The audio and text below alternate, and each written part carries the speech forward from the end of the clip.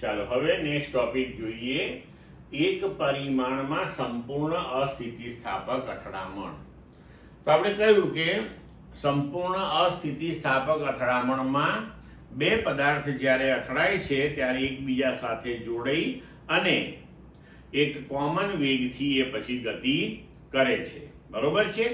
તો સંપૂર્ણ અસ્થિતિસ્થાપક અથડામણની અંદર પણ કુલ રેખીય વેગમાનનું સંરક્ષણ તો થવાનું છે જ, પણ ગતિ ઉર્જાનું સંરક્ષણ થશે નહીં. તો હવે અહીં આપણે જુઓ એક કિસ્સો લઈએ કે જેમાં m1 અને m2 દળ ધરાવતા બે ગોળાઓ આપણી પાસે x અક્ષ ઉપર આકૃતિમાં દર્શાવ્યા મુજબ મૂકેલા છે. m2 દળ વાળો ગોળો જે છે એને આપણે ગણતરીમાં સરળતા રહે તે માટે સ્થિર લઈએ.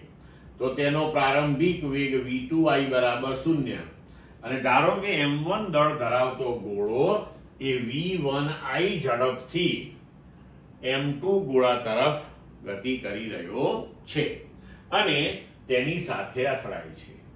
હવે આ સંપૂર્ણ અસ્થિતિસ્થાપક અથડામણ છે, એટલે અથડામણ પછી બંને ગોળા જોઈન્ટ થઈ ગયા એટલે હવે તંત્રનું કુલ દળ આપણે ત્યાં લખ્યું m1 પ્લસ m2 અને હવે બંને ગોળા જે છે એટલે કે સમગ્ર તંત્ર જે છે હવે કોમન વેગ સામાન્ય વેગ vf થી ગતિ કરે છે. બરોબર છે?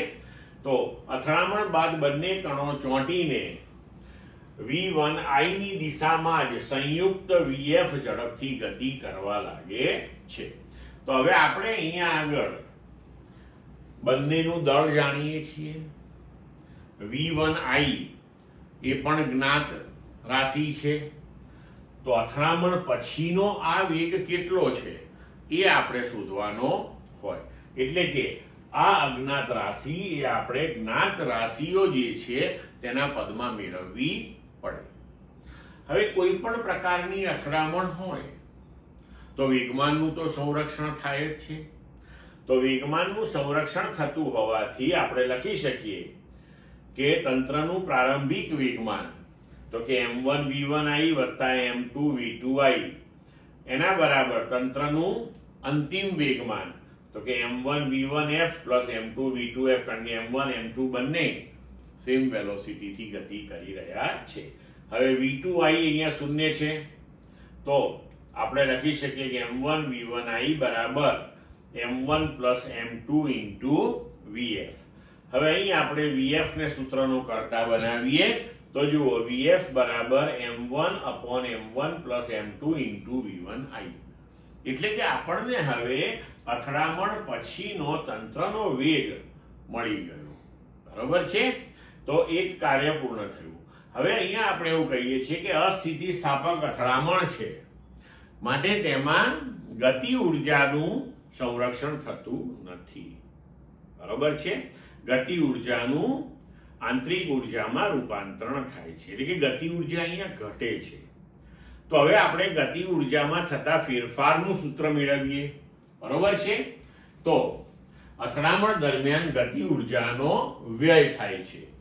તો અહીંયા આપણે ડેલ્ટા કે ગતિ ઉર્જામાં થતો ફેરફાર એને એવી રીતે લઈશું કે પ્રારંભિક ગતિ ઉર્જા એટલે કે અથડામણ પહેલાની ગતિ ઉર્જા માઇનસ અથડામણ બાદની ગતિ ઉર્જા, કારણ કે પ્રારંભિક ગતિ ઉર્જા વધારે હશે પછી એનો વ્યય થયો એટલે અંતિમ થોડી ઓછી હશે, એટલે આપણે પ્રારંભિક માઇનસ અંતિમ એવી રીતના ફેરફાર લીધો છે.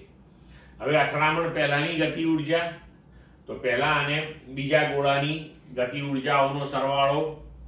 તો બીજો ગોળો સ્થિર છે તો પહેલા માટે half m1 v1i square minus અથડામણ પછી તંત્રનું દળ m1 પ્લસ m2 એટલે કે હાફ ઇન્ટુ દળ ઇન્ટુ vf સ્ક્વેર એટલે કે વેગનો વર્ગ. બરોબર? હવે અહીંયા આપણે vf નું મૂલ્ય આ સમીકરણમાંથી લઈને અહીંયા ગોઠવી દઈએ. તો vf નો વર્ગ લેવાનો છે તો m1 square upon m1 plus m2 આખાઈ નો વર્ગ ઇન્ટુ v1i નો વર્ગ. અહીંયા આપણે v1i લઈએ. બરોબર છે? હવે આ કેસમાં અહીંયા એક m1 પ્લસ m2 કેન્સલ થઈ જશે હવે half m1 v1 i square, half અહીંથી એક m1 અને v1 i સ્ક્વેર, એટલું આપણે કોમન લઈ લેવાય. તો હવે જુઓ, half m1 v1 i square common લીધું, અહીંયા એક m1 બચ્યો અને નીચે m1 પ્લસ m2. હવે અહીં આપણે m1 પ્લસ m2 ને લસા લઈ લઈએ, તો half m1 v1 i square m1 plus m2 minus m1 upon m1 plus m2. તો અહીંયા આપણે હવે m1 કેન્સલ કરી શકીએ. તો હવે આપણું સૂત્ર થઈ ગયું ગતિ ઉર્જાનો વ્યય બરાબર half m1 m2 upon m1 plus m2 into v1 i square. Clear મિત્રો?